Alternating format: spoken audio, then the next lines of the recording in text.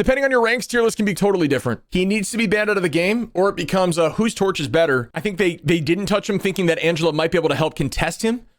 Doesn't seem to help too much. He is busted. Best hit scan of the game is Phoenix, and Phoenix is really good. I mean, gets rid of Rocket completely, which doesn't really matter, but more so all equipment out of the game. Her hit scan's great. Her team wipe's great. She can become a brawl hero inside of a Luna ultimate or a Mantis ultimate now. She's a Beyblade. She's not only one of the best brawl heroes now, inside of a strategist ultimate, granted, but she's also the best poke hero in the game. And I think Bucky is so busted right now. And he's not bannable. He is bannable, but no one bans him because there's more bannable targets.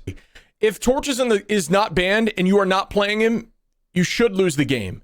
If Phoenix is not banned and you're not playing her, you can still win the game. You still got to put Hela there. I think you still got to put Punisher there. Both really strong hit scan duelists. They help with the Mantis damage boost composition. Having Mantis damage boost these heroes that can off angle well, which I think the best off anglers are Hela and Phoenix, but because they have escape tools. But Punisher is a really strong front to back duelist with just raw damage.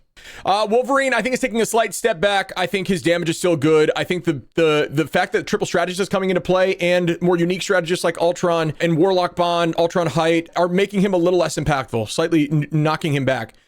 Star-Lord's still great. He's a very strong duelist in the fact that he can get his ult incredibly quickly, especially if Magneto's on the field. With his spin, if he uses Blaster Barrage, which he's doing that spin over people's head with a bubble over the enemy, he can get ult like some of the like Storm level speed. And Psylocke, although I think got nerfed, I think is still very strong. I think Psylocke is really good in those dive like cap comps, and damage boost will help Psylocke, especially if you double damage boost, giving her more time to make a play. And now that Mantis is more prevalent, it enables Psylocke to still play similarly, but you do need that Mantis, which I do think is incredibly common now, or at least should be. Namor's still up there. I'll put Hawkeye. Hawkeye's still good, but he's diveable, does have that push away. It's just not enough to keep him alive from Cap and Venom, who are both really good. I want to put Widow here because Nulling's in here, and I think I've seen some of the best Widows yesterday, and that shit pissed me off as a Vanguard because I was just getting domed and my strategists were dead 24/7. Into the triple strategist composition chat that you're seeing a lot, if you're good at aiming and you play Hawkeye and Mantis and you damage boost, that composition significantly struggles because like those alts can just get one shot. I think Magic is really good right now. I think Magic is a lot better. I like banning Magic if you don't have somebody to match Magic. Magic is still struggling to like Emma and Thing. When you see her right click, that means she, like her throw, cleaves people. If that's out, then you just count one or two. This is selfish because it just tests your backline. You do have to run that triple strategist composition if you want to stop Panther, in my opinion.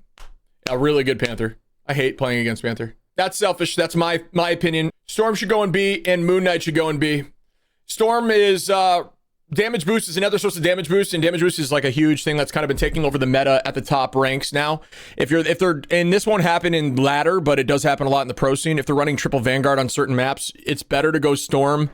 You go Storm and you go like Punisher or Storm and Moon Knight, and you damage boost the Moon Knight or Punisher, try to get ult as fast as possible and just melt them with ultimates. And Storm playing low to the ground with that damage boost is one of the sources to do that. Really good. Moon Knight's increase is great. He's very strong and threatening in ladder. So I'll put him in the front here. I'll put it like this because I think it's like this order. I think Moon Knight has an argument for A even, but he's such a big body, and these hit scans into a big body is a problem at range. You just got to take out Moon Knight. He's like Punisher frame. He's huge, so it's really hard to miss. So just deal a ton of damage to him and don't allow him to sweep the lobby. I'll put Punisher towards the end now because he's a big frame too, but I still think he's A. For C tier, I will put Fist. Selfishly, I want to move Widow up, but she really struggles into dive. You go Venom. Yes, she has the kick, and that's a pain in the ass, but you get that out of the way, and she's very squishy, so you just have to hard commit with Cap and hard commit with Venom. You have to, though, or she'll run the lobby, especially with damage boost. I'll put Squirrel in C. I think Squirrel's another one of those answers to triple Vanguard, and you'll only see her in the pro scene coming out of a spawn door with damage boost from Storm, maybe. I think she's annoying to go against as your climbing ladder, especially as people don't shoot squirrels. And then I'll put these three at the end of C as well. I'm gonna put Iron Man here. I think he's probably the worst flyer now, although I do think he's still fun to use. Iron Man his laser's good. You know, his movement's pretty good in the sky, but he's just not better than Torch or Storm. He's just not. His ult's pretty good though, but it's readable. It has a lot of counters. Spider-Man, obviously we all know a Spider-Man that's going to run lobbies.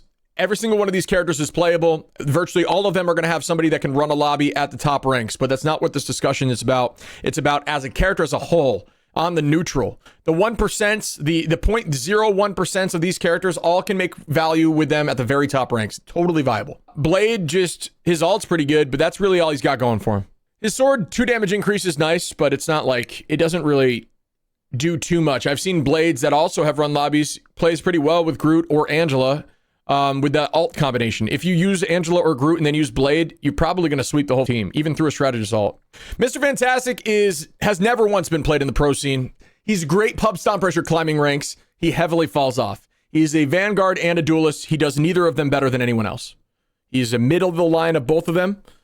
And, you know, you can get value with him when people don't really understand how to handle him. He's his most vulnerable when he's in inflated form. Wanda can still be played, and her ult's great if you don't have any stun. But typically you'll have stun and good focus. But the problem with Wanda, and the reason that it's very difficult to buff Wanda, is Wanda's not great at the top level of the game by any means at all. She's actually very bad. But at the lowest level of the game, she runs lobbies because people cannot physically aim.